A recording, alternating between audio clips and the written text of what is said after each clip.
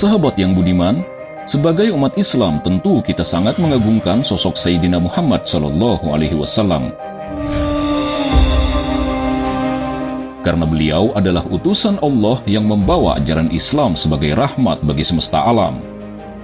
Salah satu bukti kecintaan kita pada Rasulullah SAW adalah dengan memuliakan pula keturunan atau zuriatnya, yaitu Ahlul Bait atau Syarif, atau yang dikenal di Indonesia dengan sebutan Habib.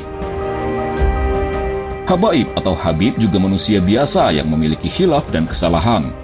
Namun dalam tubuh Habaib terdapat tetesan darah Rasulullah SAW, manusia paling mulia yang menjadi kekasih Allah Subhanahu wa Ta'ala. Maka bagi siapa yang memiliki predikat tersebut, sungguh ia memiliki nasab yang mulia. Predikat Habib bukanlah sebuah predikat sembarangan yang dapat begitu saja orang menggunakannya. Yang demikian itu merupakan perkara sebuah nasab atau keturunan. Karena dalam Islam, perkara nasab adalah perkara yang sangat menjadi perhatian. Seseorang dilarang keras mengaku keturunan dari selain ayahnya. Hal tersebut adalah perbuatan yang sangat dilaknat oleh Allah dan Rasul-Nya. Sebagaimana hadis Nabi dari Sa'ad bin Abi Waqqas radhiyallahu anhu. Sesungguhnya Nabi SAW pernah bersabda, siapa saja yang mengaku kepada selain bapaknya dan ia mengetahui bahwa orang itu bukanlah bapaknya, maka surga haram atasnya. Muttafaqun alaih. Terlebih bila orang yang tidak memiliki nasab kepada Rasulullah SAW kemudian ia mengaku sebagai keturunannya, baik hanya mengaku Habib, apalagi sampai memfitnah Ahlul Bait kemudian menggunakan nasabnya. Sungguh perbuatan yang amat tercela. Bahkan, Imam Malik rahimahullahu bersikap tegas terhadap orang-orang yang demikian. Imam Asy-Syakhawi Asy-Syafi'i rahimahullahu berkata, dari Malik bin Anas rahimahullahu berkata, siapa saja yang menisbatkan diri kepada keluarga Nabi SAW dengan cara yang batil, dipukul dengan pukulan yang menyakitkan, kemudian dimasyhurkan dan ditahan dalam waktu yang lama sampai pertaubatannya nampak. Karena hal itu adalah peremehan terhadap hak Rasulullah SAW. Begitu murkanya Imam Malik terhadap orang yang berbohong memiliki nasab kepada Rasulullah SAW, hingga menurutnya orang tersebut harus diberi hukuman yang menyakitkan. Di zaman sekarang, khususnya di Indonesia, banyak orang yang mengaku memiliki nasab atau menyatakan diri sebagai Ahlul Bait, entah dengan motif ingin dihormati di masyarakat atau hanya ingin gagah-gagahan saja. Nasab dari orang tersebut dapat diketahui kebenarannya melalui Robitoh Alawiyah, sebuah organisasi Islam yang bergerak di bidang sosial kemasyarakatan, khususnya mencatat orang-orang yang memiliki keturunan langsung dari Nabi Muhammad SAW. Organisasi ini berdiri pada tanggal 27 Desember 1928 dan telah mencatat orang-orang yang memiliki nasab kepada Rasulullah SAW di seluruh Indonesia hingga sekarang. Maka, tak ada satu Ahlul Bait pun yang luput dari catatan Robitoh Alawiyah. Orang yang memiliki nasab kepada Rasulullah SAW akan diberikan sebuah buku yang menandakan dirinya adalah benar seorang Ahlul Bait, yaitu buku nasab, guna mencegah pengakuan palsu dari seseorang yang mengaku Ahlul Bait. Selain Robitoh Alawiyah, terdapat juga lembaga yang menitik beratkan dalam hal pemeliharaan, penertiban, pencatatan dan penelitian kemurnian silsilah keturunan Rasulullah SAW yang bernama Naqabatul Ashraf Al-Kubra. Dengan keberadaan dua lembaga tersebut, yakni Robitoh Alawiyah dan Naqabatul Ashraf Al-Kubra, silsilah keturunan dari generasi ke generasi hingga sampai ke Rasulullah SAW dapat terpelihara. Di samping dua lembaga pencatatan nasab tersebut, ada sebuah laskar yang turut menjaga marwah keberadaan Ahlul Bait di Indonesia. Laskar Alawiyin. Laskar Alawiyin dibentuk oleh Habaib Muda Indonesia pada tanggal 29 September 2018.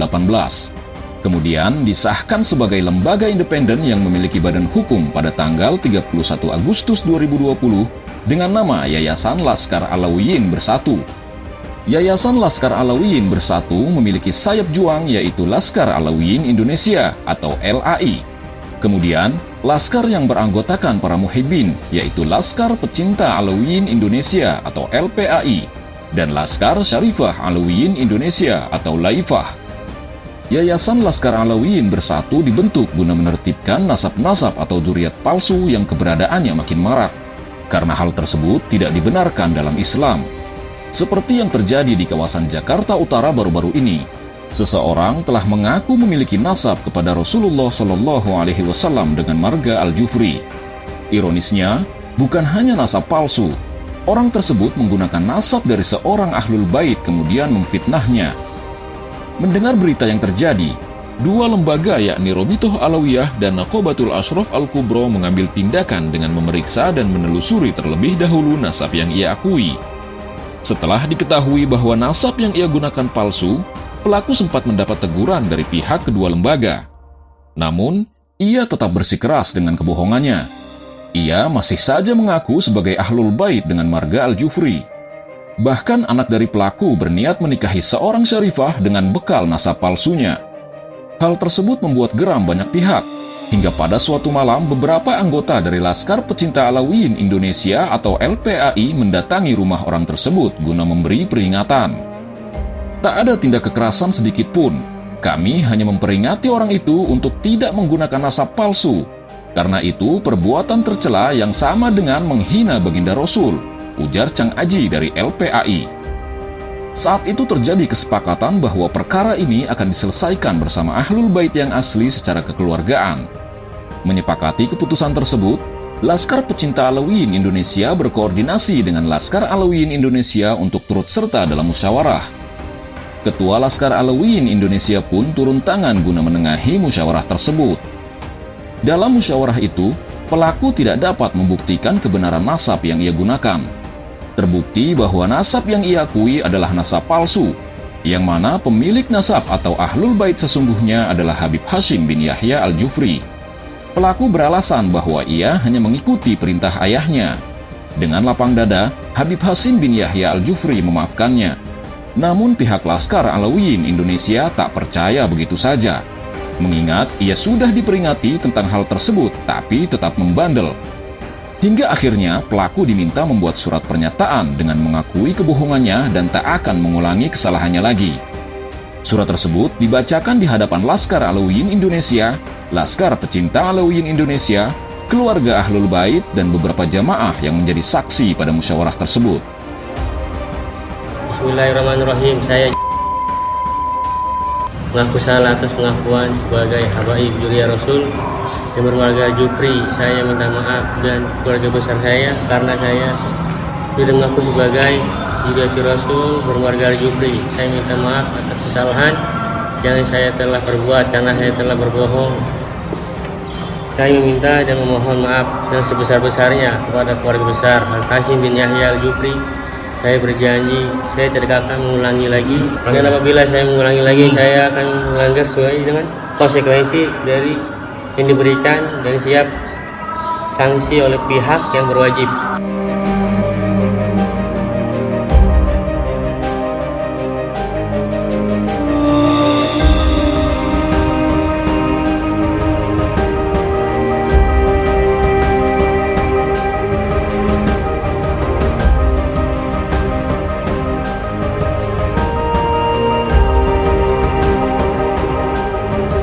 Kiranya kasus ini dapat menjadi pelajaran bagi kita semua, bahwa perkara nasab bukanlah perkara biasa dalam Islam, apalagi berkaitan dengan nasab Rasulullah SAW dan sampai memfitnah dzurriyyatnya. Semoga Allah selalu memberikan taufik dan hidayahnya kepada kita semua.